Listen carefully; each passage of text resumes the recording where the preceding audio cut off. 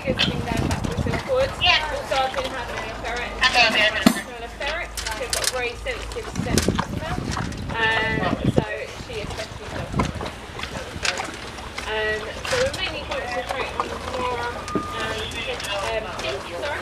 But when we go in there, just remember they are quite large animals, but although they're quite large, they don't realise how large they are. So just sometimes ears through. They sometimes step on your foot and don't realise they're doing it.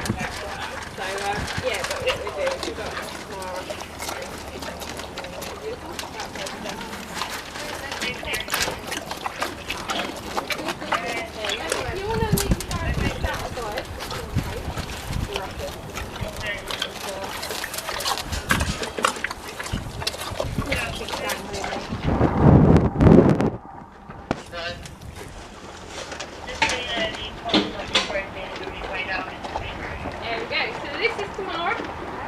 We've got Gabby and we've got Tim as well. So they are a family group.